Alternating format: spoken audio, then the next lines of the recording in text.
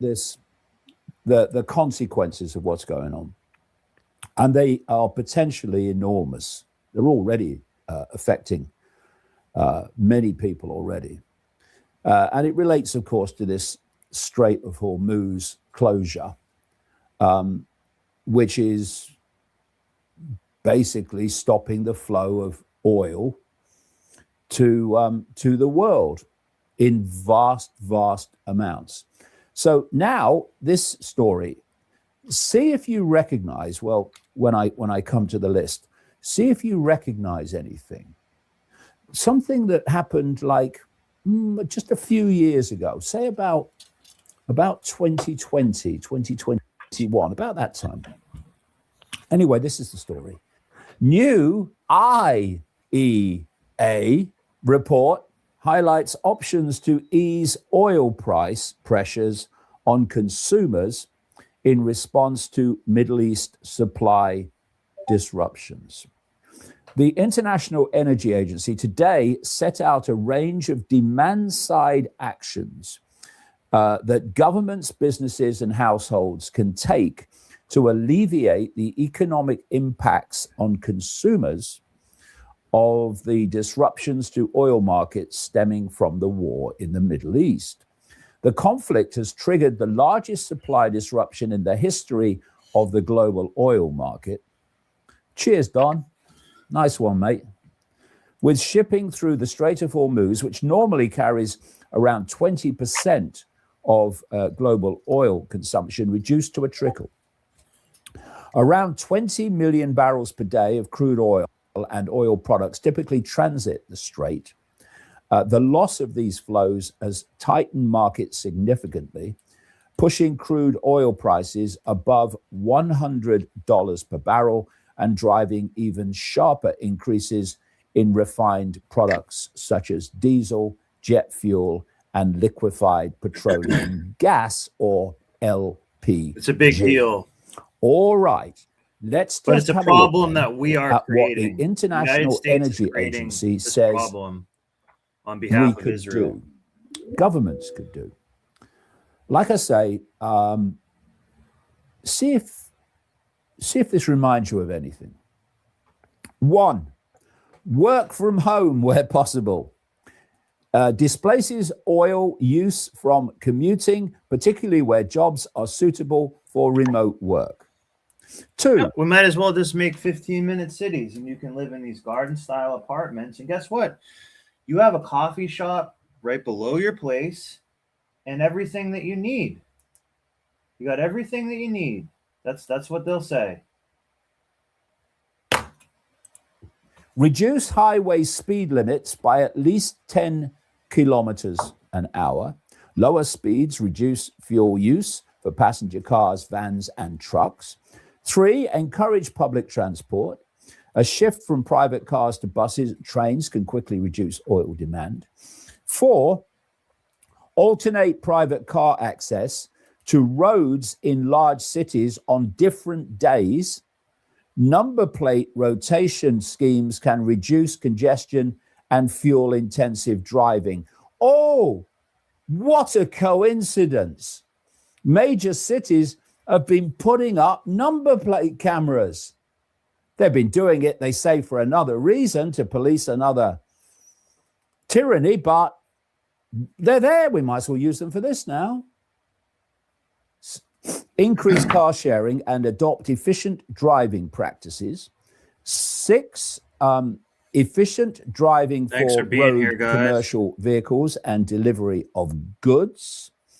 Divert liquid petroleum gas use from transport, shifting biofuel and converted vehicles from LPG to gasoline can preserve LPG for cooking and other essential needs. 8, avoid air travel where alternative options exist. Reducing business flights can quickly ease pressure on jet fuel.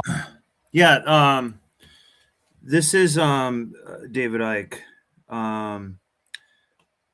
I I'm like you. I agree. I think he has a lot of good things to say, but sometimes there's a point where you lose him, and it's not really like, well, what's the solution here?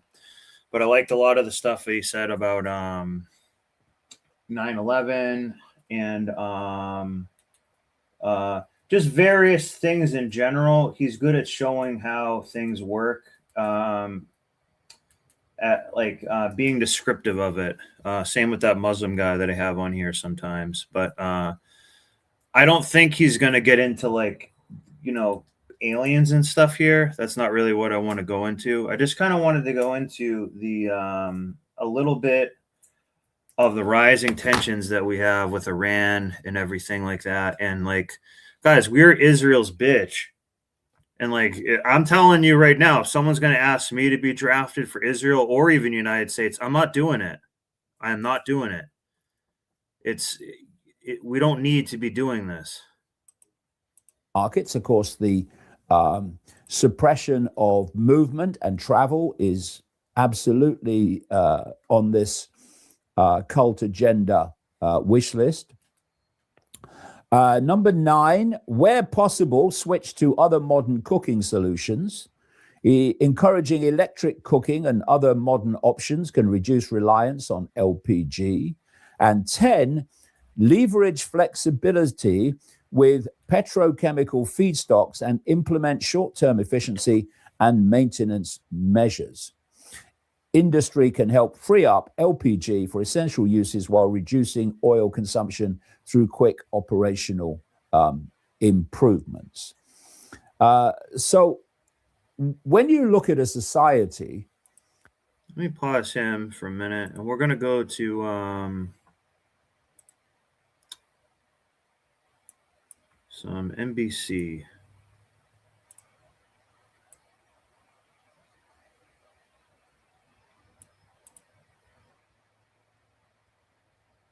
Right at the top, we're talking about the war with Iran. Thousands more U.S. forces arriving in the Middle East. We're talking about more than 3,500 troops, including 2,500 Marines newly arrived to that region as the war enters month 2. Now, this troop buildup only intensifies attention to that messaging that seems a little bit mixed from the president. He voiced optimism about talks with Iran and then issued new threats. Let me read it in case he doesn't. This is from the Orange Man. Great progress has been made. Isn't this great, guys? It's wonderful. Great progress has been made. But if for any reason a deal is not shortly reached, which it probably will be, and if the Hormuz Strait will not immediately open for business, we will conclude our lovely stay in Iran, killing, by blowing up and completely obliterating all of their electric generating plants, oils, wells, Karhag Island, and possibly all desalination plants. So, guys, if we don't make a deal, I'm going to mess up your water, your food, and everything. So why don't we just make a nice little deal?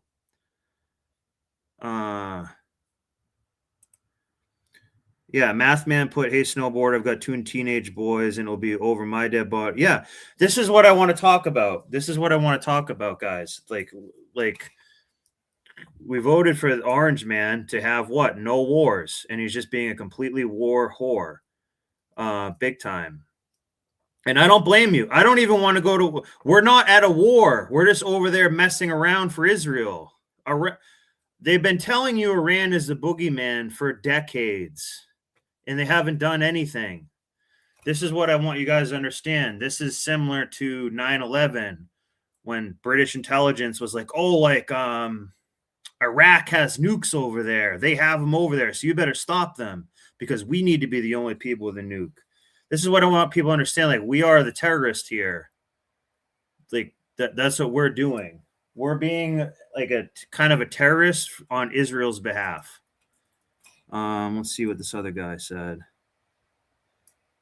A local conspiracy guru here in Puerto Rico. Shout out to Puerto Rico. My brother goes there a lot, and I have a friend who's moving there. I've been thinking about visiting to do, if you know, a good surfing spot. I would love to try that. Let me go back and read this again. A local conspiracy guru here in Puerto Rico said USA can't capture and arrest Maduro due to the mountainous topography of Venezuela. And look what happened. Yeah. Guess what's mountainous as hell? Iran is surrounded by mountains everywhere. It's actually a very protected place. If anything, it's actually funny because Iran is almost like the cradle of civilization, and as important as they say Israel is. You know how they're saying, oh, Israel is the Holy Land, and that's where Jesus will come back, or Jesus lived, and they have King Solomon's temple, and that's where the Freemasons made the temple for King Solomon. All this garbage. Really, Iran is actually kind of like almost like Babylon and the cradle of civilization, and they want to bomb that to the Stone Age. But this is what I'm trying to say. A lot of boomers are absolutely stroking it right now to what Donald Trump is saying. We're going to blow the hell out of them. I'm going to send all these kids to war to keep me safe and keep my oil price good. That's what needs to happen. They're all animals in Iran. They're just simply animals. That's what they want you to believe, guys. Like, we need to really be awake here, and just not go into this bullshit. Iran's power plants, oil wells, and Kharg Island. Are you considering still putting boots on the ground? Would you do that without going to Congress? I just have lots of alternatives. We have tremendous numbers of ships over there. We don't need them all because of, the power. Look, I would say we're just like we're ahead of schedule on the ballroom in a much bigger. Look at this. Do you care about the motherfucking ballroom? Fuck you. God, don't you see how they fuck with you guys? They're willing to use your kid as a pawn, and they're talking about a ballroom and all this garbage. We're people just want to watch, more football. ahead of schedule with Iran. We're ahead of schedule with all our killing. Thank you. So earlier, the president told the Financial Times he may send troops to Kharg Island to, quote, take their oil, but acknowledged that he would also mean the U.S. would have to be in Iran for what the president said was a while. Meanwhile, they're just going to draw this war out, guys. It's going to keep going. Look what we did. They're 6 months away from nuke. Yeah, they've been saying that since the mid-90s. Yeah. But it's funny because it's a lie and it works. So they'll keep doing it. So, this is a time to sort of not be patriotic. Are we going over there doing justice? Like, do I want oil prices to be down? Of course I do. But like, we have a ton of oil in our country that we can frack and give jobs here and all that. Like, we have plenty of it. We have all the oil, or the ability to get the oil that we need. I'd rather lessen the EPA restrictions and start deleting people all over the earth. while the White House has not denied a Washington Post report the Pentagon is preparing for weeks. Look at this, guys. This is Skynet shit. See all these drones? We're allowing this, and we're empowering the drone companies and stuff. We're headed into kind of a big mess, and you guys need to just understand the game that's being played. Of ground operations. Of course, Iran has said if the U.S. launches a ground invasion, it will step up attacks on U.S. allies. Case in point, you see that right here. This oil refinery in Israel is the latest target of Iranian strikes. So live now to CBS News Pentagon. And why are they targeting Israel, not us, really? Well, directly yet, because they're the cause of the problem. You know, they're like, we are doing the bidding of them, just like we've done the past, look at all through the Middle East, Afghanistan and all that. We're just doing the will of Israel, which a lot of times that means deleting Muslims. Like, I don't really care what they do in Iran, and I don't actually think they're evil people. Reporter Eleanor Watson. So, Ellie, what can you tell us about the arrival of those troops in the region? Yeah, Reed, even as the president is pushing for those negotiations, thousands of Marines arrived in the region over the weekend, and we reported this morning that hundreds of special operations forces are now there too, with more U.S. troops on the way. This is all to give the president options if negotiations fail. Those options could include things like reopening the Strait of Hormuz, seizing the highly enriched uranium from deep inside Iranian territory, or capturing Kharg Island, which, as you mentioned, the president has been threatening. Kharg Island is a crucial hub for the export of Iran's oil. About 90% of Iran's oil is exported by. So the reason why the Strait of Hormuz right here is so important is, like, you have to kind of almost go around the world. It's just a very important trade route.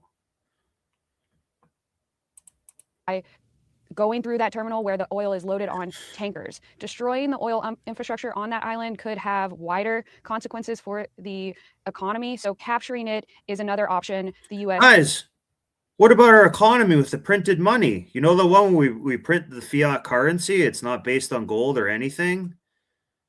And we have like NFTs and shit. You need to go out and die for that and be worried about it. Could pursue. But we should note that island is just 15 miles off the coast of Iran. So even if a mission is doable, the troops there would risk threats from cruise missiles, from drones, from fast attacks. And there's a big chance that they go to this island here. You know, this is kind of what they've done in the Ukraine. Okay. They had NATO. Let me use this map as an example. Oops. Sorry, wrong thing here. I think you can see this now. Yeah. So this is kind of what they've done a little bit with Iran and Russia. Let's say Krig's Island is somewhere in Ukraine. Okay. They have NATO go there and point weapons at Iran, which doesn't want anything to do with it. And now they're just going to play games for years or have real stuff happen. Like when they play the games, it's, you know, it still is bloodshed and all that, but generally here we don't really know about it much. Like that's what they've done all through the Middle East for decades, guys. It's time to I don't know, just call it for what it is here. So that might be what happens, or it's a possibility. Speedboats and likely risk more casualties. Yeah, right. Well, let's also talk about some recent hits. Of course, attacks on Israel by the Houthis of Yemen, and NATO forces, we understand, intercepted a missile that targeted Turkey. Are we at the point where these hits not only signal maybe an escalation, but also more of an expansion of the war in a regional sense? Well, the ballistic missile that apparently targeted Turkey, that's now the third missile that Iran has launched towards Turkey that has been intercepted by NATO forces. See, guys, It's concerning because Turkey is a member of NATO, and if there were to be a successful attack, that could require some NATO military response with other allies. But so again, guys, NATO itself is a big issue. Like, and also we pay money, a dick ton of money to NATO. So like, it's just another, it's NATO is like a military industrial complex pyramid scheme. It's like a military industrial complex pyramid scheme. And they're trying to get NATO to be all one entity, of course. And, you know, Russia, Iran, some of these places, they don't want to, they're saying, we don't want to deal with it. Even Trump, even Orange Man didn't really want to be involved with NATO. Why? Because it's all NATO, UN, all these things are just kind of, you know, maybe put in the chat the last good thing that you remember that they did. NATO, UN, maybe I'm missing some stuff, but for the large part, they're actually just to like use as leverage, basically. Oops. So far, Turkey, through those different interceptions, has not shown any indications that's leaning toward invoking that clause. Now, to the south, in Yemen, the Houthis, which are backed by Iran, entered the conflict for the first time since it started by launching this missile towards Israel. They have kind of a limited capacity for targeting Israel, but their real threat could be because of their... I don't know. That doesn't really look like a... I don't really know too much what an actual missile hit would look like. But if a missile hit this and this is filled with fuel, you'd think that would like explode. And or I wouldn't want to be standing near this like that. So sometimes these things that were shown here are, you know, just can be staged or inflated, I guess. They have kind of a limited capacity for targeting Israel, but their real threat could be, because of their location on the Red Sea, their real threat could be posed to global shipping. Back in 2024, 2025, if you remember, Reed, the Houthis did launch several attacks with missiles and drones targeting commercial traffic, forcing companies to make the decision. Again, guys, I know this does look kind of shitty here. Like, you know, I'm not saying I want to go live there, but, you know, how is this different from one of our cities in a sense? You know what I mean?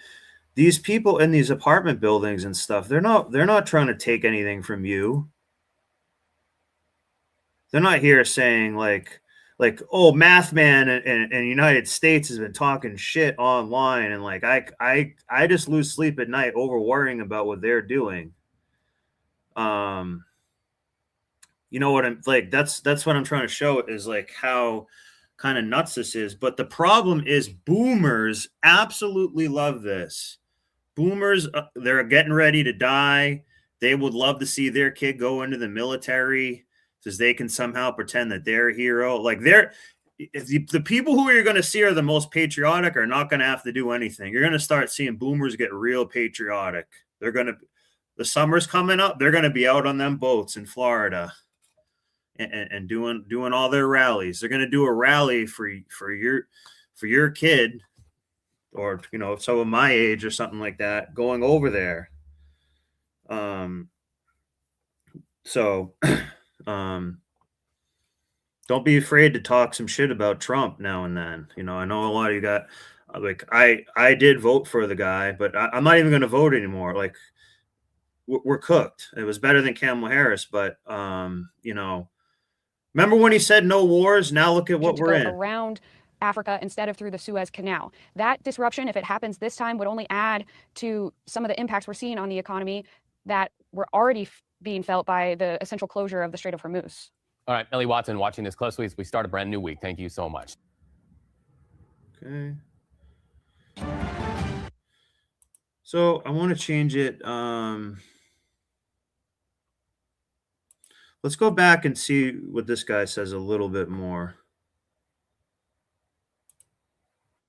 Functions is overwhelmingly, its whole foundation is on energy use. No, he's going to get too esoteric. Let me go to this one instead. Because this looked like a pretty interesting story. So we'll get on. And I don't want to be a fearmonger all about Iran too much either. I think you guys kind of get it, or see where I'm coming from. But let's watch this interesting story right here. Several rape charges after a young man who was under their care as a teenager claimed a Plymouth police officer and her husband female cop, guys. Now facing several rape charges after a young man who was under their care as a teenager claimed they sexually assaulted him for years. The couple made their first appearance in court today, and NBC 10's Amelia Fabiano was inside the courtroom. She's live in Plymouth now with an update. Amelia. JC, Officer Samantha Pelrine and her husband Daniel Foran were arrested just this morning here in Plymouth at their home without incident. Both of them pleading not guilty today here in court. Guys, I thought they did psychological testing down at the police station. The thing is, they excelled in that test because they're sociopaths. And cops and a lot of people they go to these positions of power to, abuse it often or just have a huge ego. No comment from Plymouth police officer Samantha These Pelrine and her husband Daniel Foran. These Gladiator Jeep truck things are stupid, by the way. I've been in one and stuff. When you're inside, it's like a tin can. It's like it does look kind of decent, but it's like the worst of all worlds. So once you're in it, once you've been in one, as they leave Plymouth District Court Thursday on bail, they're facing multiple charges, including rape of a child. On March 17th, the alleged victim, now 21 years old, filed restraining orders against the couple. That's when Plymouth police say they placed Pelrine on paid administrative leave. She's still getting paid. She's been with the department since 2022. In an affidavit, the alleged victim said Pelrine and Foran took him in to raise him in 2018 when he was a teen and were granted legal guardianship about a year later. He claimed they both sexually assaulted him from then until last summer. Prosecutors describing in graphic detail the sexual assault. Just want to see one other thing really quickly. I think this guy had a neck tattoo, the lawyer. Him from then until last summer. Prosecutors describing in graphic detail the sexual assault and rape that allegedly occurred consistently for about 7 years. When the alleged victim slows down, Daniel comes up behind the alleged victim and pushes him to force him to keep going on the intercourse. The alleged victim claimed. Wow. No, and notice they're just going to mostly bring up him. I don't even know. Maybe the woman won't even get in trouble at all. She's still getting paid, guys. He moved out of their house last month and that, quote, they are looking for me and I'm scared for my safety. The defense challenging that claim. Yeah, he did have a neck tattoo. I think it maybe says 1111. Saying he was in constant cordial contact. Or no, I think that's a suture or something like that, perhaps. With Pelrine and Foran during the period he claimed he was scared. The defense telling the judge the alleged victim made up all allegations and allegedly has a history of doing so. He had accused someone falsely of sexually inappropriate behavior when he was in high school, when he later came clean and admitted it was a sexual encounter he had with a teammate on his basketball team. Women who say they're related to the alleged victim also showing up to the end of the hearing. We stand by the victim and justice will prevail. The Plymouth Police Department also released a statement this morning after the arrest of Officer Pelrine, saying they are appalled and deeply disturbed by these allegations. Officer Pelrine's duty status is also now under review. She and her husband are expected back in court coming up in June. Neither of them have prior criminal histories. Reporting live in Plymouth this evening, Amelia Fabiano, NBC 10 Boston. Welcome back, everyone. I'm Jim Grimes. I'm going to just fast forward Mr. David Icke again and just check one more time. In soil, perishable contributors to the nitrogen cycle that makes high yield agriculture possible. When that supply chain stops, the effects accumulate quietly in soil chemistry and planting decisions over the months that follow. Corn planting estimates are already being revised down as farmers rotate towards soybeans, which don't require added nitrogen. That rotation locks in yield losses before a single seed goes in. Well, he's got us into this trouble, and Netanyahu's got us into this trouble, and is Iran winning or whatever? And look at what the effects are on the world and all that stuff. And that's all happening in the world of human awareness. But if you go to that level, what's happening is exactly what it wants: to trash the old system. It creates. Let me go to another news update. Let's see. Or not update really, but I want to see the Fox News version of things. Because again, boomers love this. Meanwhile, the Pentagon is reportedly prepared. This is what they love. This is perfect. This is perfect. This is what they love to see.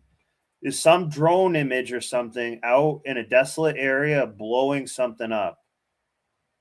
And they notice they didn't have any people around. They won't show people really in these images. They won't really, unless it's like someone bad and they tell you like, look, he's a bad guy. And they just blow the shit out of them on grainy footage like this. This is what they absolutely love, is this. And they get to sit at home and not worry about anything and say that you didn't pull yourself up by your bootstraps. For weeks of ground operations in Iran as 3,500 American troops arrive in the Middle East. Trey Yanks is live in Tel Aviv with the latest. Trey, good morning. Yeah, hey guys, good morning. After 4 weeks of war in the Middle East, the conflict grinds on. Reports indicate the United States is preparing for possible weeks of ground operations inside of Iran that would include thousands. And it's kind of funny because all those missiles seemed to kind of hit what they were going for. And the other ones kind of hit a school full of kids. Because they looked pretty precise to me. They hit a boat in the water. It was kind of fun. I guess a mistake happened or something, and the AI made it happen. Of U.S. service members. Over the weekend, the USS Tripoli, manned with 3,500 troops, including 2,500 Marines, arrived in the CENTCOM area of operation. If an operation is ordered to seize Iranian oil facilities or enriched uranium, it's expected that both special forces and conventional forces would be used. This does come as the United States and Israel launched a series of strikes against Iranian... Yep, there you go again. They replay it. Military infrastructure over the weekend, including hitting Iran's nuclear development facilities. And see that, guys? What just happened? That's like not this boat, but like this tank thing here. In Iran's nuclear development facilities. In Operation Rising Lion. All that stuff will be like 500 million, like $1 million. Everything is like 500,000, like a retarded amount of money that then we need to get our military back up, guys. because we've been using it a lot, so we have to get it back up again. And we just got to keep taking more from your checks and stuff. We hit very hard the entire chain of nuclear production in Iran. We hit everything from the production capabilities in the factory. This guy here should just be giving the middle finger the entire time, both dual-handed. All the components, to the centrifuges and beams, and so on. The entire production chain was hit. It was affected. It was delayed, but it was not completely destroyed. So I also want to bring up this too, which I've talked about before. Yeah, Matt. Yeah, it's been 80s, 90s, whatever. It's been long enough. And they tell you it's like 6 months of it's gonna happen like tomorrow and shit. So they love to do that. But I want to go back and look at this here. So this is just Fox News here, but you're gonna see, like, guys, we're in it. We're in the age of it's gonna be a deep fake soon. Like this, doesn't look like it can't not be a deep fake is basically what I'm saying. And they put this down here to try and make you believe it more. So like we need to really understand, be wise to this type of stuff coming up. With the Israelis looking east, like that's real. they're also looking north to the Iran-backed Lebanese militant group Hezbollah. You can see some ground forces that are going from northern Israel into southern Lebanon just over the weekend. That U.S.-born Israeli soldier, 22 years old, killed in a Hezbollah rocket attack. Hezbollah has continued to launch dozens of rockets over the border into northern Israel each and every day. And the Israelis today say that they last night went into southern Lebanon through southern Syria, an indication that they are taking the fight to Hezbollah through multiple different fronts into southern Lebanon. All of this coming as the Iran-backed Houthis in Yemen got involved in the fight over the weekend. Again, guys, is that your problem here in the United States? That's their own rat's nest to deal with. We have our own stuff that we can be dealing with. And like, I'm not worried about them. They obviously want to delete each other for pretty good reasons, or else they wouldn't really be doing it, because it's been happening for a long time over there. Yeah, make sure to like, guys. I don't know. I'm not going to be... I kind of need to be a whore about the likes, but I actually don't even think I've asked anyone to like a video yet this whole time doing YouTube. Well, I did a little bit, but yeah, thanks, Clayton. Let's make this guy, I'll make you a moderator too. Let me keep playing this video here and then do that. Launching at least one ballistic missile into Israel. Guys. All right. Thanks, Trey. Great. Thank you very much. I'm Steve Doocy. I'm Brian Kilmeade. Okay, that's actually done. So, there's something else that I wanted to play here. And let me make,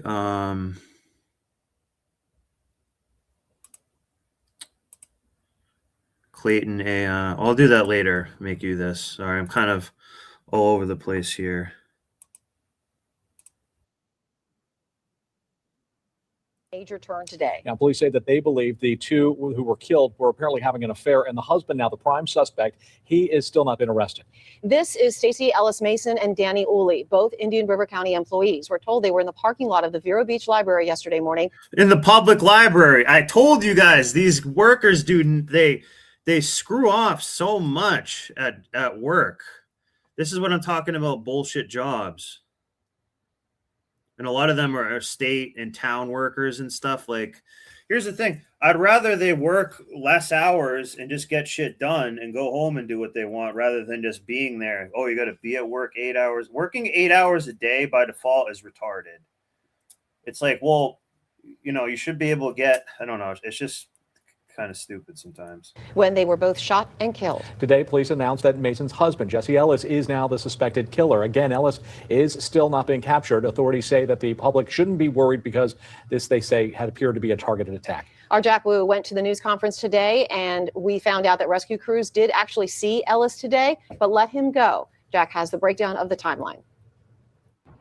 The police chief tells us this went from a 1-month love affair to a murder, and now a suspect on the run. We're now learning that first responders actually found the suspect in the ocean, but let him go. a double murder now leading investigators on a search for the killer. Vero Beach Police Chief David Curry revealed the two victims in Tuesday's shooting were longtime county employees Stacy Mason and Danny Uli. Curry says the two met outside the library Tuesday morning while having an affair. That's when authorities believe Mason's husband, Jesse Ellis, shot and killed the two. Yeah. Do you think they went there to read, guys? You know, Jesus. Were conversing amongst themselves about separating and selling the home. Mr. Ellis did obtain some professional services to help look into some things, if you will. Police then received a tip that someone saw Ellis get So he got a private investigator and probably busted her cheating. into the water near Rio Mar Beach around 8 a.m., just after the shooting. The search began with law enforcement from Sebastian, Indian River Shores, and the sheriff's office flooding the scene. Curry says fire rescue actually found Ellis fully clothed, swimming 900 yards into the ocean. Police say Ellis gave them a fake name and said he was okay, so fire rescue let him go. We don't know their protocol. Okay. Let me get back to I want to do a quick follow-up story on to something I did a live on originally, and I never really got back to look back at it. From authorities there about the attack on a synagogue. Let's listen for a moment. So remember, I don't know if you guys remember, it was a couple weeks ago that I looked, it was live and I just found it on YouTube and I was like, this guy looks like I'm going to call it crisis inflator because that's what they were there to do. I just had a picture come across. I was like, this looks like nonsense to me or inflated. And I made I tried to like say what I thought was bullshit or do things like that as it came out. So I never really checked up on it much. So that's what this will be about now. Oops. All right. Hit play. Security team, its staff, teachers, and family. The FBI continues to support these victims through our online virtual victim assistance center, which can be found at www.fbi.gov/. So you can call the FBI and that they're a victim. They'll help you. West Bloomfield Victims, plural. This website provides a host of resources still available to anyone who has been impacted by this attack. And okay, perfect. Yeah, let me let this play a bit longer. I'm going to be pausing this a lot. Is to provide the investigative findings as well as a timeline into the motive of this attack against the Jewish community at Temple Israel on March 12th. From the outset, this is Temple Israel. The guy's middle name is like Gaza Strip, basically. But let me go to this overhead video here. Investigative findings as well as a timeline into the motive of this attack against the Jewish community at Temple Israel on March 12th. From the outset, they'll this has been a full-scale investigation with our special agents, intelligence analysts, linguists, digital forensic examiners, evidence So I response might team members, autistically our pause professional this staff, now our and then, special but it'll be agent worth bomb it. techs to work around the clock in close coordination with our law enforcement partners. Despite the fire in the truck and the assailant's attempts to delete his digital footprint, we have processed hundreds of digital. So this is a good point to stop it at and to say what I'm talking about here. That right there is a window, but every way that you could drive a truck in, like it had those concrete barrier things in front of it, and you never actually see the truck in there because, like, for insurance and stuff, they'll be taking pictures and like, why wouldn't they show you a video of it coming in? So I kind of just want to see if they explain any of that. That would be nice. Because I hope it actually wasn't, a big deal. Forensic evidence items.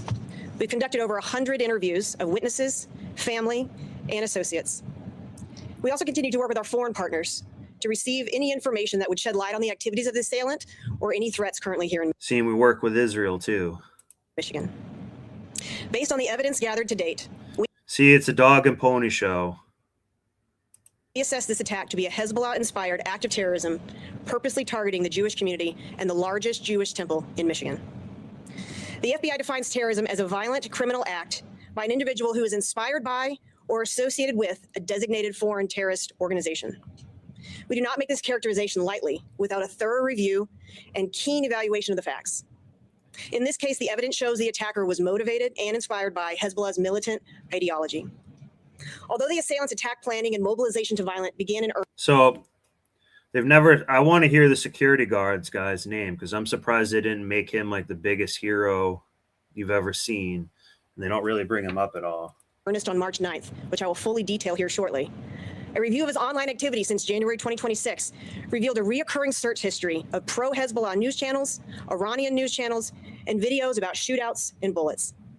He regularly consumed breaking news. Well, what's wrong with looking at like, you know, like they're not going to really bring up the fact that like we killed like 4 of his family members and stuff. We'll see if that happens.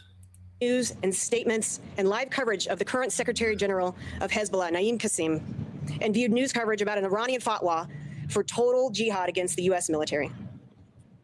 Beginning on March 9th, during the early mornings, the assailant started viewing web pages of local synagogues, and in the afternoon, he attempted to purchase a weapon from 2 different individuals, both of whom we've identified and interviewed.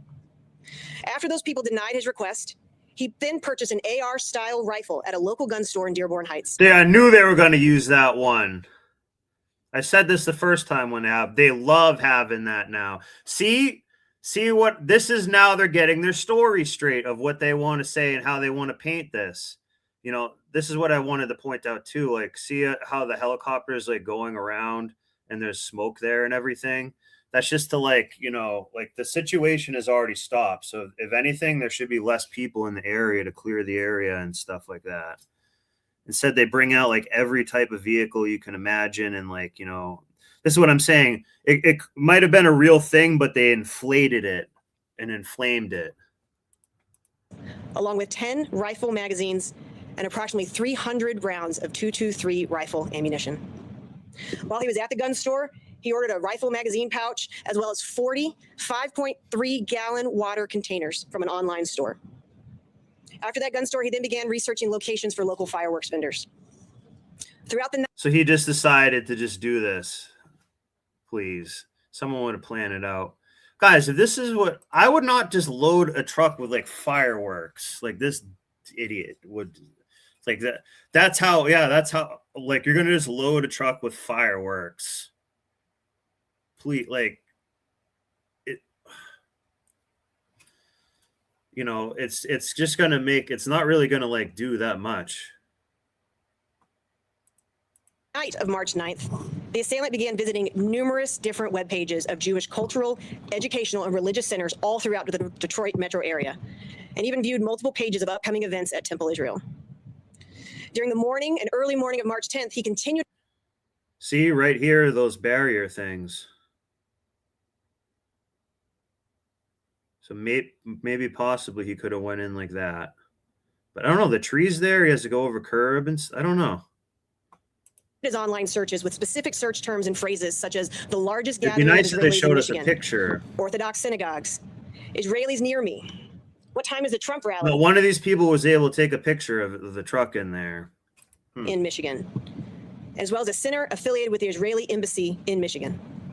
He later attempted to try and delete these queries, but we were able to recover them.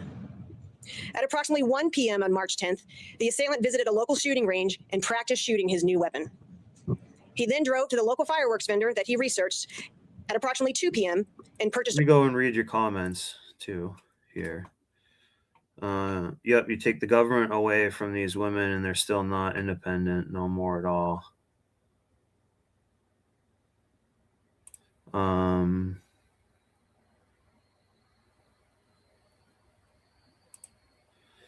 Yeah, I don't know a ton about it.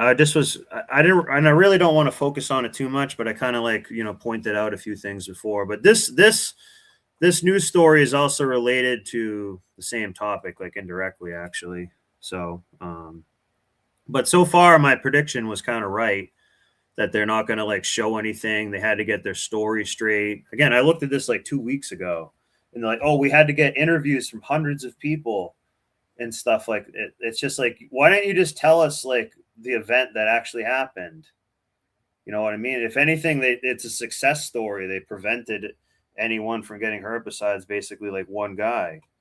And like some guy was a hero out there. And, you know, like, you know what I mean? Like that guy would have been like the biggest hero in the area, but you don't even know the guy's name. And they weren't telling. There's just like a bunch of stuff that's just kind of strange. Over $2,200 of fireworks. After leaving that local fireworks vendor, he continued reviewing web pages related to Temple Israel, its clergy, and its upcoming events. On March 11th, the day before the attack, in the early morning, he began adding photos to a Facebook photo album that he entitled Vengeance. And he started including images such as the late Iranian Supreme Leader Ayatollah Khomeini. So you're saying he just went and added him in a picture of him. So you see how you're kind of being trolled here in their act? They're saying like he was also going to be a troll. As well as the late Hezbollah Secretary General Hassan Nasrallah. With there in the right, in Arabic, it says, "Burn their world, for we have a vendetta against them that we will never forget." Throughout that morning on the 11th, he continued to post photos of his deceased brothers, niece, and nephew, and exchanged. Guys, I've seen on, I don't know if I still have it on my phone before, but a Boeing guy got, well, apparently self-deleted, but like the note that they wrote was just on like a shitty like notepad, and like it looked like shit, and like it just looked like so crazy. So let's see this. Some of it might be BS. Some of it might be true. Some of it might be, but you guys mostly watched it the first time. So let's see. Some messages with his family. However, at approximately 2:22 p.m., the delivery of his 45.3 That means Jew 222. 3-gallon collapsible water containers arrived. And from 2:45 onward, we see him begin planning and organizing his truck. And he goes to get gas 4 different times so that he can fill up his containers without alerting too much suspicion. Please, got gas 4 different times. Get out. They probably did that to like triangulate some position or something like that. Like we know for a fact. Guys, if you're filling up fuel at a place, you just fill it up. You wouldn't go 4. That looks more suspicious going 4 times. I don't know. I think that's kind of retarded. Like, if you think you're going to end up being deleted that day, I don't think you make 4 stops when you could just make 1. Like, you're not, I don't think he was really worried about getting busted at that point. You know what I mean? By 10:50 p.m., he makes his final run to a gas station and purchases 2 torch lighters, which we believe he used to light his truck on fire. Throughout the same afternoon, while he's organizing his truck and going to gas stations, the assailant continued reviewing web pages for Temple Israel and its upcoming events. And by 6:30, he continued posting pro-Hezbollah propaganda. See how they've established the timeline for the day? This is the story they had straight. This is when, the first time around we were asking stuff, looking for all this. But now they put out their official statement. And this will go to, this should make, World War III more likely to happen. So just because of the wording of it and stuff like that. Again, but I don't know. I'm a third of the way through, and I haven't seen a picture of the truck yet. As well as videos of his brother and watching in the building how Israel is the most violent country in the world. Next slide. Well, I mean, there is kind of a lot of killing that they've been doing lately. See how she just goes right past that immediately and says it as the very last thing. It's like, well, there kind of has been a lot of deleting going around. You know what I mean? And his family got deleted. So I think like 3 or 4 people he knew got deleted in all this. So he was like, well, I'm doing this for like 3 or 4 people. So like this makes, this like makes it more worth it. I think he was thinking that. This is just an example of some of the posts that he was posting during the afternoon of the 11th. On the left is a statement issued by the Islamic Resistance of Hezbollah about the beginning of a military operation on March 11th called El As El Makul, which is a term used in the Quran where it refers to the destruction of the enemy and turning the enemy into withered, dead leaves. In the bottom left of that photo on the left. Notice how they used 11. What's another time that they used 11? Well, the previous time they used 11 was when we deleted that supreme leader of Iran guy. But guess what? That was also 9/11 on the Islamic calendar. So they love 11 and shit like that. And, 9/11 as well was still carrying out the same thing to basically try to go in the Middle East and fuck around. You can see two logos. One is for the military media of the Islamic resistance, and the second logo is for Lebanese Hezbollah. On the right is They're like perfect. the meme with the actual verse from the Quran in the Al-Fil chapter, where it describes destroying the enemy and turning them into dead and withered leaves. At approximately 9:40 p.m., before he went his last round of gas, he did one final search for what time is lunch at Temple Israel, and later deleted that query as well. On the morning of the attack, early in the morning hours, he posted numerous photos to Facebook of his deceased family members, as well as the following comments. Can you go back one? Right there. In the early morning hours, he continued posting on random and various Facebook profiles that said, "We will seek retribution for their sacred blood." Simu, which was... Well, what's wrong with that? Could someone tell me what's wrong with that? That's what anybody would do if their family was deleted, basically. You know what I mean? Like, I don't know, like, people don't get, he didn't just decide to do this for like no reason. So, a lot of people would want this. Let me go through the chat here. Hello, Dan Carr 77. And Keeson Jones is here. Clayton. If he knows that he'll be caught, why delete the search? Yeah, and stop at like 4 gas stations and all this nonsense. Come on. You're going to stop at 4 gas stations? Wow, talk about gaslighting us. Oh! The phrase for his brother, "Heaven is fortunate to have you. Israel is a cancerous, malignant growth. Israel is pure evil. And the oppressors will soon know what kind of end they will meet."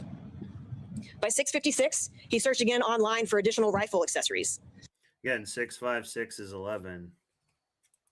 And by I got to stop with the numerology. 7:20, he made a Facebook status post that said, "You killed the Ali and Hussein of our time." See, how did you drive in though? There's not even like tire tracks of. The only way that I think that he was able to drive in was maybe if you like came, like basically right through the path where this truck parked, and it came in like this. But I don't know. I don't see any other way he could drive in, like, or maybe kind of like this, but you have no speed to really do anything. Like, you know what I'm saying? Like, you don't really have a lot of speed. They put all this stuff here, so no one's really worth it. Like, if you were in a car and you were only on the grass and allowed to floor it into there, it's not really going to do like a shit ton of damage. He will avenge their blood. He also posted additional comments to various Facebook threads and added additional photos to his vengeance profile photo album in Facebook. From 8:45 to 9:52 that morning, before he left, the assailant visited the web pages again of a local firearms vendor, sporting goods store, and searched for a double magazine holster. But at approximately 9:18 a.m., the assailant departed for Temple Israel and arrived, as we all know, at approximately 9:58 a.m. At 10:01, he sends his sister a picture of a receipt that says $2,000 to dad. And by oh my God, takes a picture of the receipt.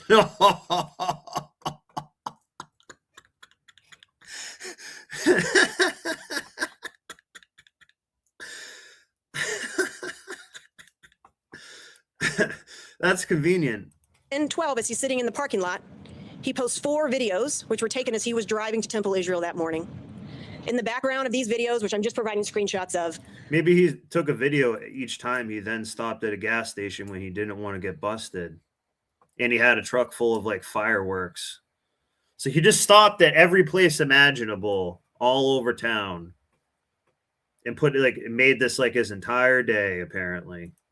Are Arabic anthems playing in the background that have the themes of resistance and military defiance and impending dawn.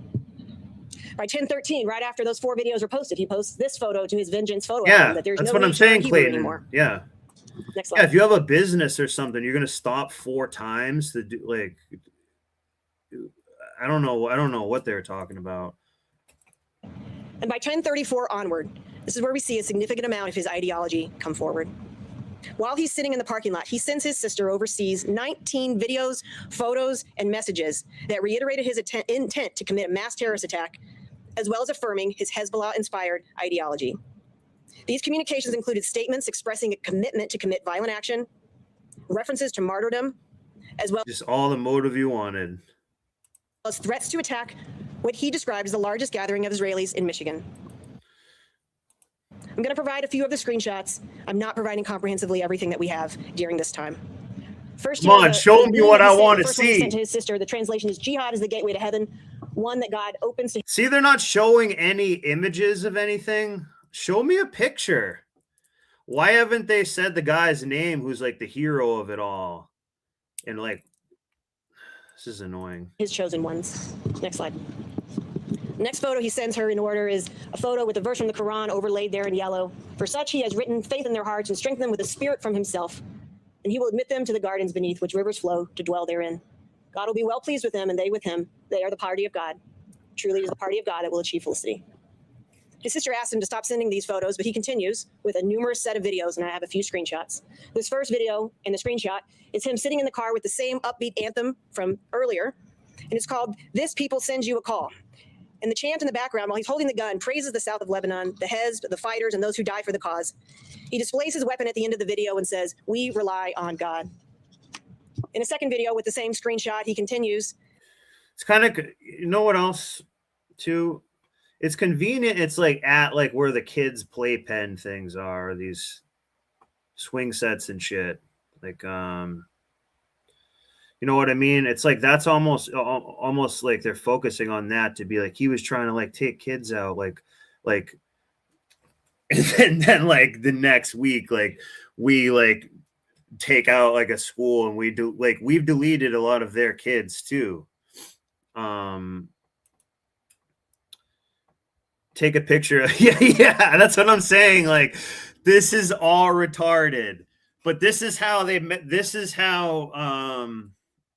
you know, it's not going to get past us. Like, you know, we almost know that they were going to do stuff like this. It's just seeing what level that they were going to do it as. So it's kind of funny to hear what they say, but like, you know, he took a picture. Like if I was trying to make a joke of how this would happen, that's basically like probably what I would say. It was something like that. And that's like what happened here.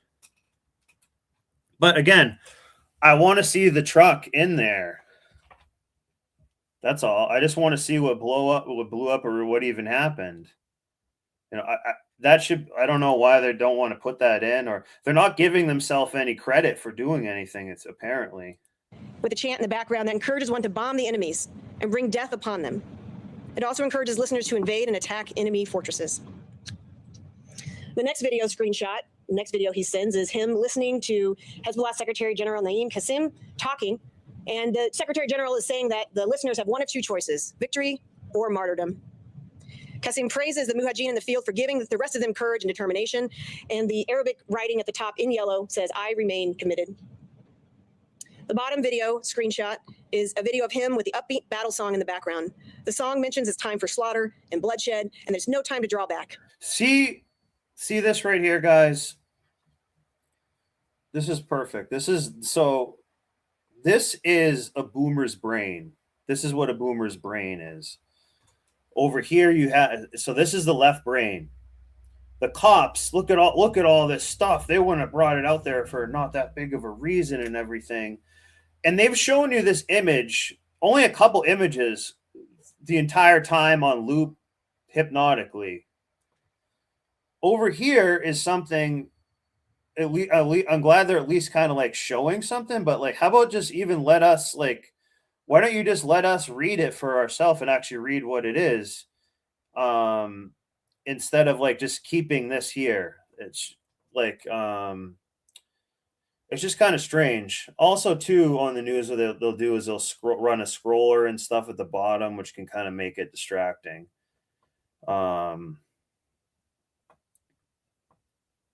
Listen. Okay. While he's listening and recording himself driving, he yells, Allahu Akbar, and then interrupts and declares total devotion to God, saying that he is answering the call to heaven. Next slide. Yeah, they keep showing you the FBI agent guy there. See this? He just keeps like putting shit in a box. You know what I mean? Like they Tyler Robinson's letter.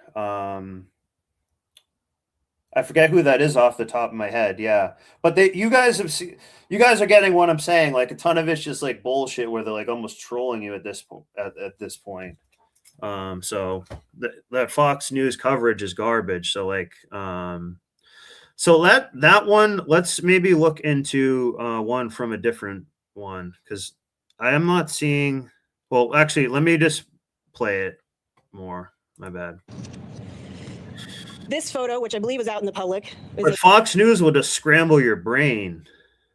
text up on the upper part, the verse from the Quran, that it says the believers who are true to what they promised God, some have died for the cause and some are still waiting, but will never change. The bottom caption has the reference from earlier where it says burn or ignite their world, for we have a vengeance or a vendetta that we will never forget.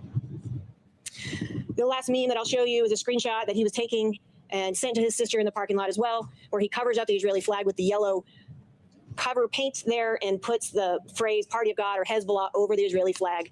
And yellow is a color often and always used and represent Hezbollah's sense of loyalty and sacrifice. Finally, and most concerning, is approximately 10 minutes before the attack, he sends his sister 2 final videos. In Arabic, he records himself saying with this screenshot, "This is the largest gathering of Israelis." And somebody is like breathing on the mic. That I don't think that mic sound is me. Someone like on this live recording is like heavily breathing through this mic, and it's like creepy. It's making you. This shit is making you think like you have emphysema or like wheezing or something. In the state of Michigan, in the United States. I have booby-trapped the car. I will forcibly enter and start shooting them. That's not me making that God noise. willing, I will just so kill you as know. many of them as I possibly can. He sends a quick 3-second video with the same screenshot shortly after and types the message, a special operation.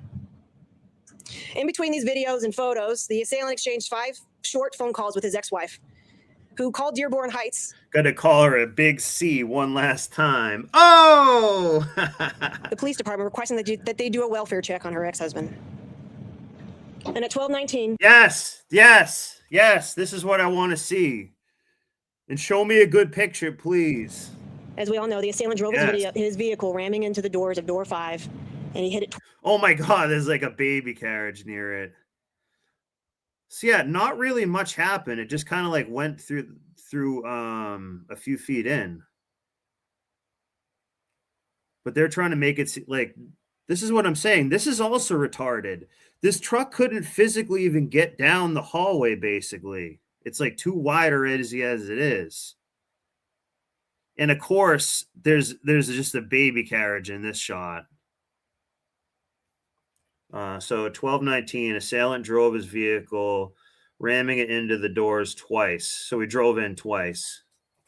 That's kind of what I was saying. Like you can't, even if you just ran up on it, you barely couldn't really do anything.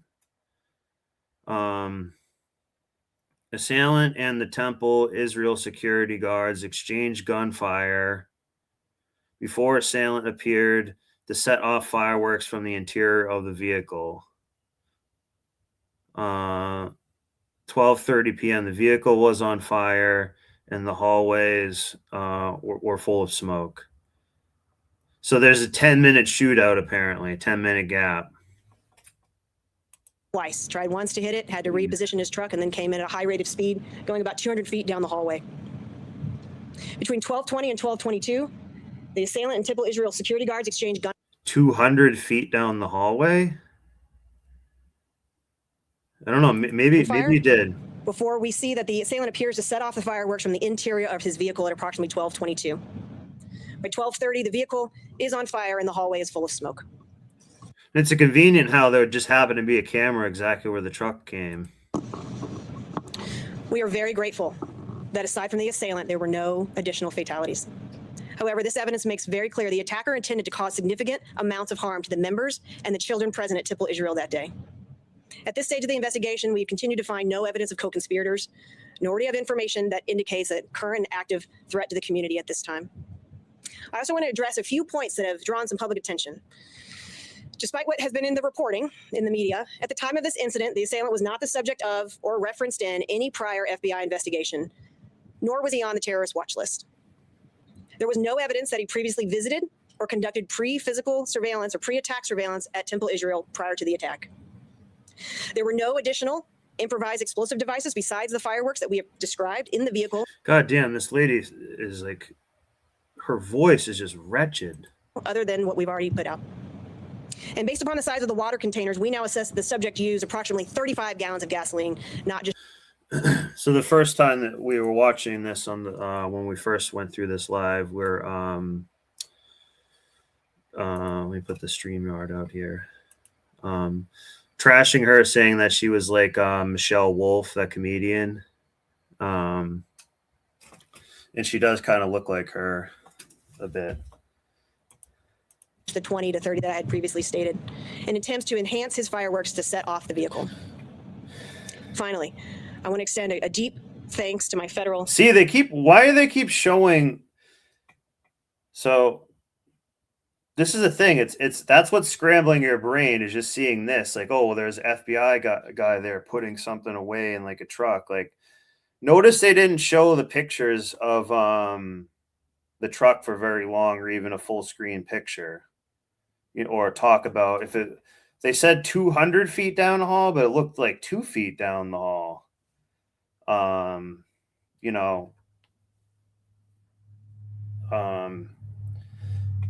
guess the only way to really would find out would be to call like the towing company that did it or something, like who had to get it out to see, like, cause like, I don't know, maybe he only just drove in a little bit. Cause like, if you're driving through those doors, there's like big metal bars there and stuff. It's not like he was driving 100 miles an hour into the thing. You know what I mean? He was going like 10 miles an hour. You know what I mean? So it's not like that's only about as quick as he could go, I would think. Oops. State and local partners, as well as the Jewish community organizations that have worked with us throughout this response. Their partnership has been and continues to be essential to our investigative efforts, as well as our shared mission to keep the Jewish community safe from any future threats. Thank you. And I'll now turn it over to the U.S. Attorney for the Eastern District of Michigan, Jerome Gorgon. Thank you. She did her job. Good afternoon. They put him up at 3:33 p.m., this guy. As Special Agent in Charge Runyon just told you, my name is Jerome Gorgon. I'm the United States Attorney for the Eastern District of Michigan. So they're bringing a lawyer out. That's what's important here, is we're bringing a lawyer out. As the Chief Federal Law Enforcement Officer in this district, it is my job to make final charging decisions for federal crimes like this one. Before I do that, I want to thank SAC Runyon and the FBI for their tireless work on this investigation. And this right now is when they're doing, so part of what this is too, is they also use it as an opportunity to bring out all the fire trucks, all the ATFs there, the FBI's there, the blah, blah, blah, everyone is there. So it makes a good photo op. It makes a good movie set. It makes a good, it can inflate something that's happened. So right now they're just trying to like milk that. But now we know the story, that they've said the story on it. Let me go look at here. I once had a probability professor tell me, unless you have personally witnessed or mathematically proven any event, you have to assume it is not true. Yeah. Yeah. And by the way, any stuff that I'm saying here, don't take it too serious too. I can also be wrong too, but I think on this one, I could just, I was able to laugh at it kind of. That's how I was like kind of confident in it, I guess. And their exceptional support of the victims. I also thank our other law enforcement partners. I just also think it's strange, why don't they bring up the security guy or the people who saved the day and were heroes? They should have said, see, they weren't ballsy enough to say and and it was like a transgender rabbi who also like came in with an AR-15 of their own and got shit done. Like that's how that's like. Then it would be like, okay, guys, like, you know, like I don't really know at this point. So this one, they just there's only one variable to really like mess it up with. So this is just all the stories. Yeah. No, thanks, Math Man. For their valuable contributions and leadership. I have seen troubling statements made about this terrorist attack. To be fair, those imprudent claims were made without the benefit of seeing this evidence. But now there is no excuse. After reviewing the evidence that the FBI presented just at this press conference, and had this man lived, I am convinced that my office would prove beyond a reasonable doubt that he committed the federal crime of providing material support. See how they're now telling you about the legal ramifications of it. They don't, it's, this is like, they're like, they're going to start talking about like the insurance claim and shit. And this will be a big insurance scam too. So that will be another thing. Perfect. This is going to turn into, you know, somewhat of a scam as part of it, because you needed to justify all those people there. Now they get to like redo the building, beef up the security, and like hire the contractors they want and stuff. So you'll be like, so we can make sure this can't happen again. Now we're going to put up a giant steel gate or something like that. So those type of things happen too, which creates like a mini little like business ecosystem that it has for a little bit of time to get government contracted work and things like that. Or even people who like now like somehow they're like, oh, I want to volunteer for you and stuff.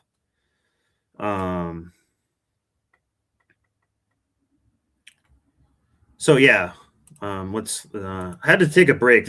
This is like, guys, don't watch this mainstream news. It really like it starts cooking your brain. Support to Hezbollah, a designated foreign terrorist organization. Under federal law, terrorism includes premeditated, politically motivated violence perpetrated against non-combatant targets, like the American children he targeted at this Jewish temple. To prove this terrorism crime, there are 3 parts or elements.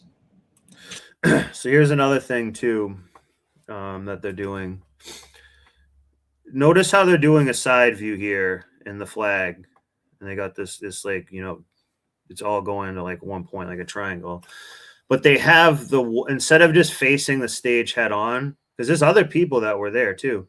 They're making the woman be there, but the woman in this image, like she's the subconscious part, or she's the emotional part, and be like, this is an injustice, and what about the kids, and things like that. So she's also there influencing it too.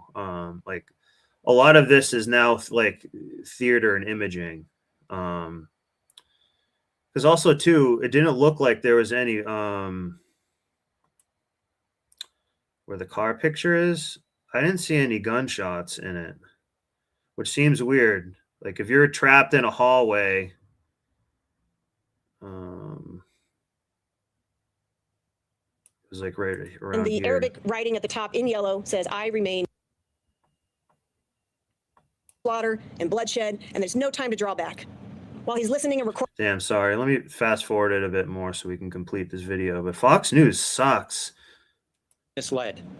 This terrorist acted on behalf of Hezbollah, and he intended to kill others, not just himself. He could have done that in a garage or in his basement. He did not need to plan for days, arm himself, and try to take dozens of Jewish American children. See how they have the SWAT team here and stuff? And they just had, this is a little photo shoot what just happened. You just saw like, have these SWAT team members jumping right back in the truck. And it's just a giant traffic jam there. Like, that's what I'm saying. Part of it is highly like inflated and you know, they needed to drive. They probably haven't even driven this truck around much, and they just want to like, you know, drive it around a bit and make these guys look like they have to do stuff to do. Like there's really, it's funny. So you're going to have SWAT team member people and stuff and all these people around, and then just someone else like hanging around in the corner like the whole day. With him. His death was just a means or a tool to kill as many Jews as he could. That's why his last statements were that he was on a... Let me go read some of these comments here, because you guys are saying some good stuff. Any images that you see on a screen are managed and produced for a specific effect. Absolutely. Yeah, absolutely. Absolutely. Yeah. And perfect. Let me analyze this, because we analyze images a lot on this channel. Actually, I found, because there's a lot that's showing it. What are they showing, and what have I bitched about before? They're going to have firemen everywhere all the goddamn time. And you notice they had a bunch of fire trucks, but none of them were really even near the fire at all. Like they just do stuff like that, but it's no coincidence that they just saw those two guys get into the truck and then the fire, like the old grizzled fire chief guy come through and stuff. And like, we're coming together as a community and stuff like this. They try to make that emotional response too. Special operation to kill as many of them as he possibly... Yeah, look, they have a tree work truck. What the fuck are they having this tree work? That's a chipper and a tree truck at there.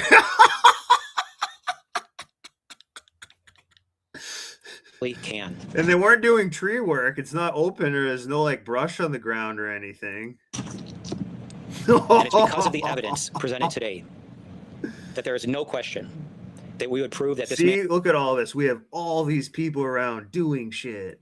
And provided material support to the terrorist organization Hezbollah. Thank you. And now you'll hear from Dale Young, Chief of the West Bloomfield Police Department. Thank you. Good afternoon. My name is Dale Young, and I have the honor of serving as the police chief of West Bloomfield Township. First and See, look what they're putting up here, guys.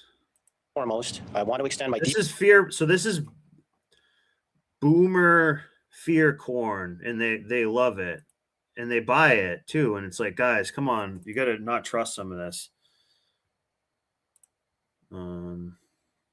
deepest gratitude to Temple Israel Security for their immediate and courageous response during the terror attack on Temple Israel. Your bravery made a difference in the most critical moments. I also want to offer a heartfelt thank you to the teachers and staff of Temple Israel, whose quick thinking and compassion helped keep the children calm and safe throughout this horrific event. To the officers, those of which will not be named. No one has been named. Nobody has been named. Firefighters, dispatchers, civilian staff, and all our local, county, state, and federal partners who responded or supported us in any way. Your dedication and unity in the face of adversity remind us of the strength of the public safety community. Yeah, it just, I don't know. It's strange that it's coming from there. And again, so here's another, perfect. So since there's smoke coming out of there, I'm going to kind of assume that he did go through there and do what I kind of had thought he would do, is go kind of in the path of where this black truck is between this tree and here and come in like that. But he had the back up. They said he tried it twice. There's no rubber marks or disturbed dirt or grass or any signs of anything like that at all. Like you normally would see that, especially if you're going to floor it into there, like you would be burning rubber all over the place and get all weird traction because you're going from like the dirt and all this stuff here.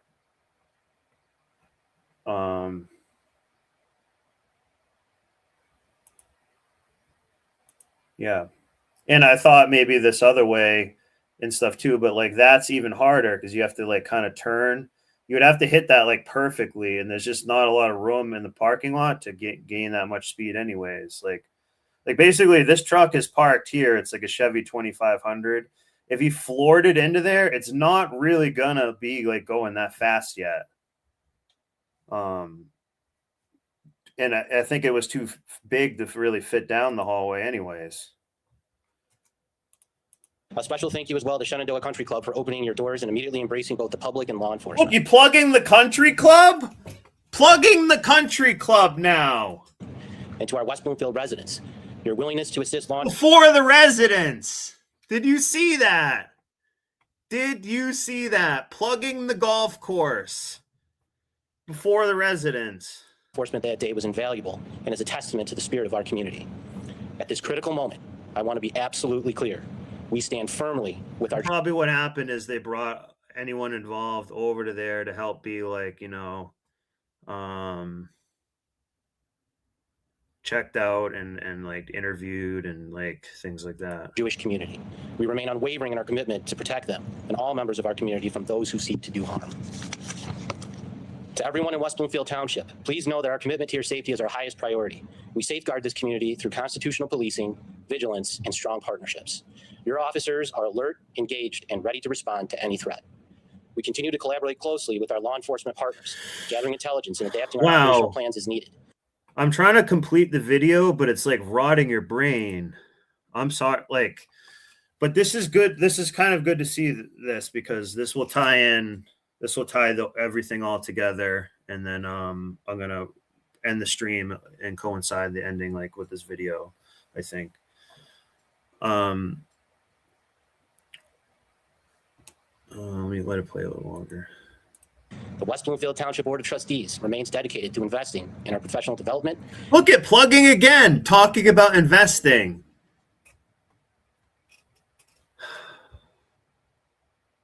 Guys, the audacity of it. And ensuring we have access to some of the best resources in the industry. Again, what do you know more about the businesses that they're promoting or like the people that like how it happened and other things like that, or the people's names and come on. West Bloomfield Township is and will always be a vibrant, inclusive place to live, work, and visit. Our community is strong, resilient, and united. We are coding you. We are coding you. We are coding you. Together, we will continue to move forward. Together, we continue to speak like Kamala Harris and speak absolute nonsense. Step of the way. Thank you. I'll now turn over the microphone to FBI Special Agent in Charge, Jennifer. Okay, be sure to like. Wait, that woman is an FBI Special Agent? Wait a second. Wait a second. That Michelle Wolf chick. Our community is strong, resilient, and united. Together, we will continue to move forward, supporting one another every step of the way. Thank you. I'll now turn over the microphone to FBI Special Agent in Charge, Jennifer Rundle. She's in charge of the whole thing. You know this is cooked. This is... Oh, man. I didn't know that. So she had to take it over and make sure the story was straight and everything. So that turned out. So basically, a lot of the predictions that we're making were actually pretty good when we saw it that day. But it has. See, most people have about, and especially boomers and stuff who are watching this, or just anybody. Or people who have Fox News brain will say they only can remember like 2 weeks ago, basically. And like things just aren't relevant to them anymore because they're in a news cycle. It's a loop of new bullshit that comes out at the same time that they need to watch and everything like that. So they just like watch this. Like this is literally just to hypnotize you. That's why I didn't like it. I don't like being hypnotized by this garbage. Like, again, let's look at the screen because just back here again a little bit more. And firmly. See how they kept doing this split screen shit the whole time? Like, it's actually retarded. Like, you know what I mean? Like, just show the guy speaking or show something else. Like, why are you, like, you know what I mean? Like, this is actually retarded. And it's, like, focusing on... like on this roof here, basically. Oh, You know why it's probably like focusing With our on this Jewish like community. roof here? Maybe it's like a black cube of Saturn type crazy thing, something like we don't even really know about, because they keep showing this helicopter shot of like just a little bit of smoke coming out. But like I said before, they paid for the helicopter to be there and do that. So yeah, it's just more resources on it. We remain unwavering in our commitment to protect them and all members of our community from those who seek to do harm. To everyone in West Bloomfield Township, Clayton, yeah. please know that our commitment to your safety is our highest priority. We safeguard this community through constitutional police. I don't want to like, I'm sorry to even put you guys through that, because that was bad. But we were right about a lot of what we were looking at, which is the more important thing. Let me finish this other one that we kind of saw a little bit of, and then we'll maybe call it a show. Unless you guys want me to keep But going. policies are just that, or protocols just that, they're guidance, right? So, we haven't talked to them about that. Certainly that may lead to some conversation. The chief says Ellis should be treated as armed and dangerous, but there's no current threat to the public. Again, this is, a crime of passion type incident, a marital issue where, it's very sad and terrible what took place, for sure. But that's why we said we don't think there's a threat to the community. If you Authorities are searching Ellis's and the victim's cars, digital evidence at the scene, and a home associated with Ellis. Ellis is 64 years old, stands about 6 feet 4 inches tall, and weighs over 200 pounds. He was last seen wearing a navy long sleeve and longer shorts. If you see him or have any information, contact Vero Beach Police. Reporting in Vero Beach, I'm Jack Wu, CBS 12 News. Oops, sorry. Good morning, everyone. I appreciate you being with us this morning. As let's let this ride. Actually, Chief Walker and I brief you on a horrible murder, senseless murder that occurred late Thursday night, actually about 11:20 on Thursday evening. Bartow Police received a 911 call about someone that was down. They arrived. They started working. They saw this significantly injured person and discovered that, in fact, what they had was a murder. We were guarded with our information on Friday morning when the chief and I met with you, because there were a lot of moving parts. But here's basically what we told you. Here's our victim, Jeffrey Blevins. He's 56. He lives in that apartment complex with his sister. He was outside of his sister's apartment talking on the telephone to his mother. They lived in apartment 108. And the mother heard a sound as if he had fallen down, and she called out to Jeffrey, and he didn't respond, So mom hung up, called the sister and said, "Go outside and find your brother. He's fallen down, or something's happened to him. He won't talk to me." They found him just outside of the fitness center, which is the wall next to where the apartment was. And it was obvious that he died a violent death. Now, here's what's interesting about Jeff. He is known by family and friends as being non-confrontational.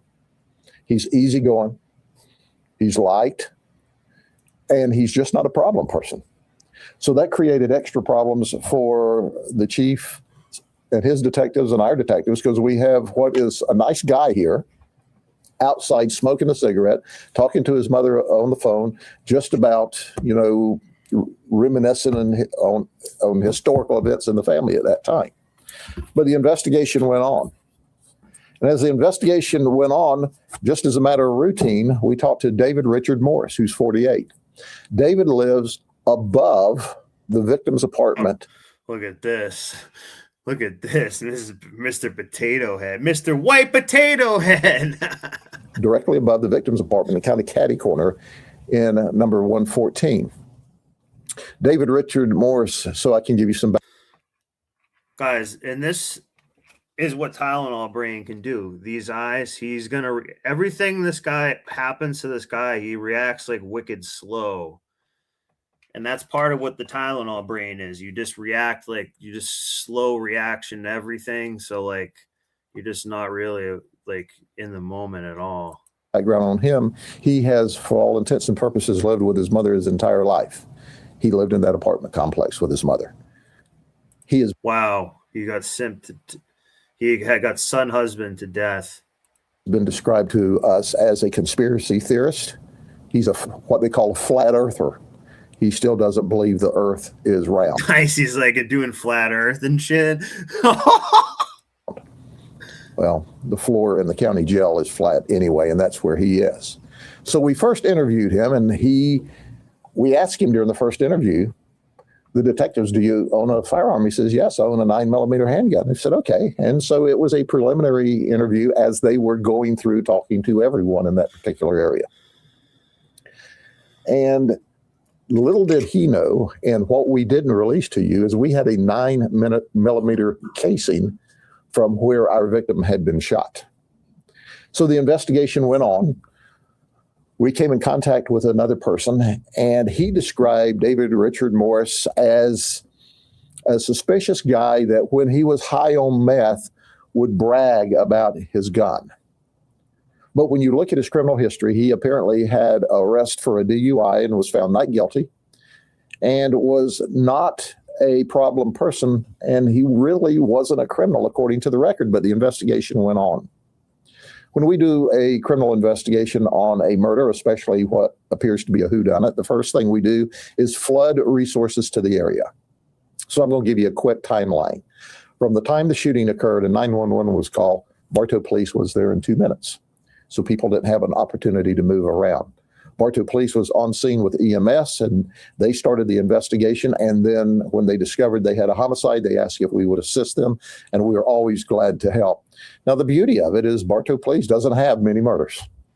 And it is, in order to get a case through the criminal process today, it's very technically difficult. So when you don't have a lot of experience at work in those kinds of death investigations, the brilliance of the chief is to call in people who have more experience. And that's what we did.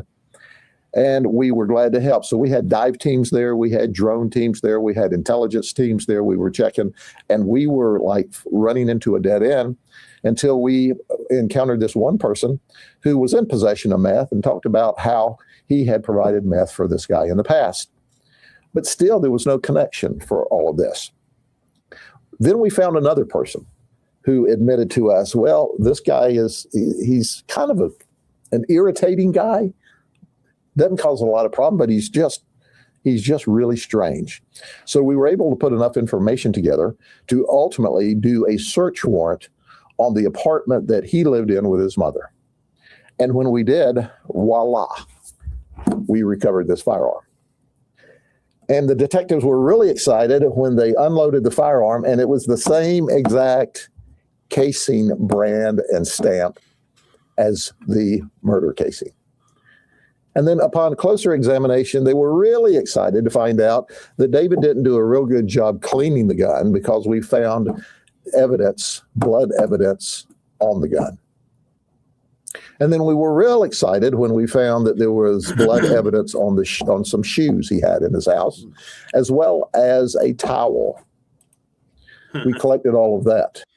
Don't forget to bring a towel, clean the weapon.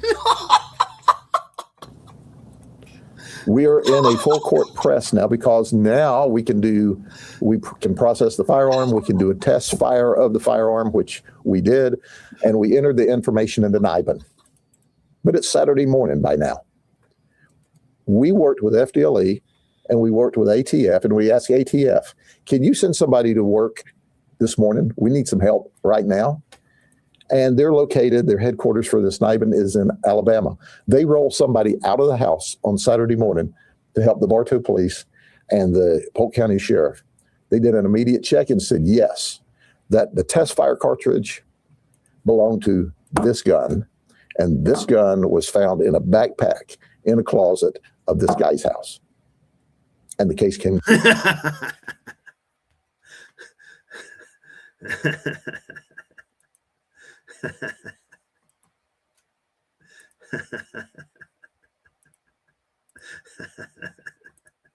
Together.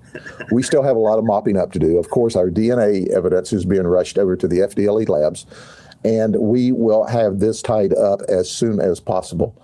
I don't really even understand what happened. I think he just did something really stupid, maybe. Charged second-degree murder at this point in the investigation because that gets our suspect in jail on a no bond. However, the state attorney's office and our detectives are going to push hard. We believe at grand jury we'll have him indicted for first-degree murder. But this is an example of how a case rapidly came together that could have slipped through our fingers because there was no camera footage of the shooting. There was no obvious conflict that we've been able to find between these two guys, like they hated each other, they've been fighting. There was no fight that night.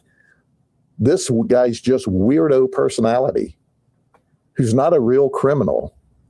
And why in the world he decided to shoot this guy, we don't know, because he did lawyer up. It's town hall brain. Is still unknown. It's town hall brain. I found it. This is a town hall brain.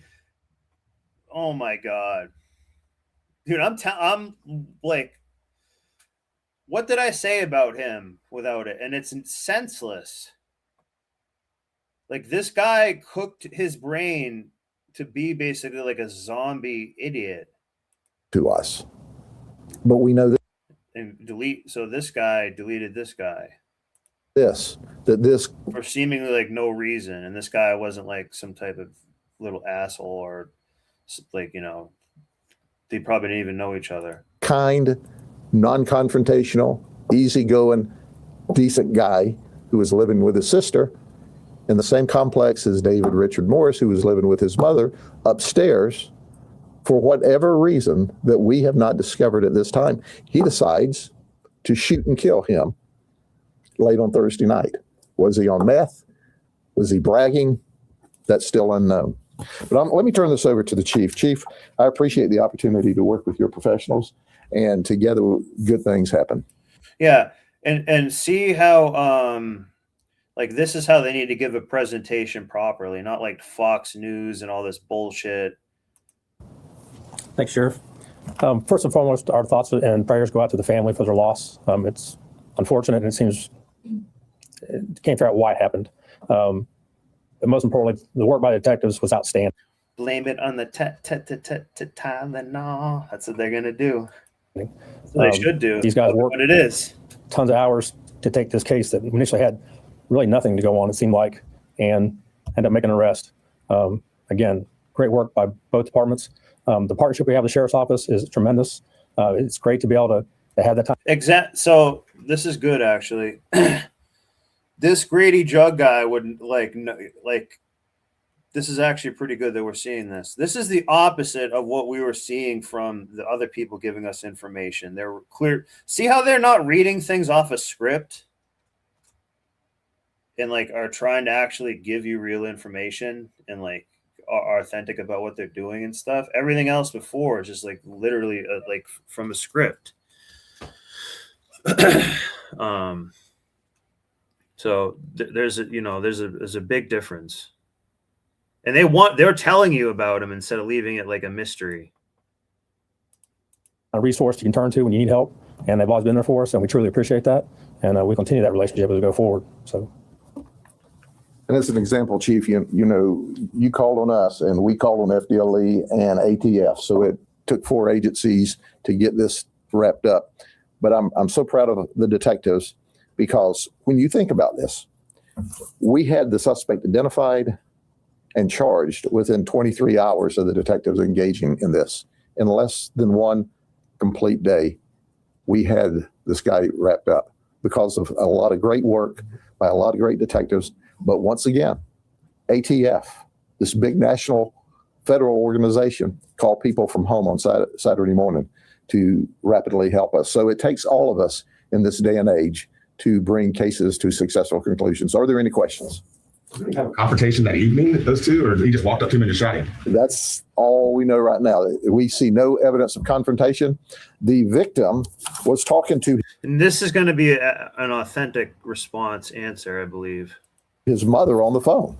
So she was listening, and all of a sudden she heard what she described to us as he fell to the ground and was making noise like he was laying in the grass, rustling around in the ground. So she heard no argument, no fight, no hi, how are you, what are you doing, nothing. Did she hear the gunshot? She did not, but he had a set of maybe noise canceling. Yeah. Yeah. Okay, guys. I'm gonna wrap it up at 5:30 this time, and I think I'm gonna do maybe like another stream later. Thanks so much for being here. I liked taking on the how interactive you guys were for this one too. You know, I don't like to look at this stuff to be negative. I more want to sometimes just if you are able to discern it and laugh and stuff, that helps a lot.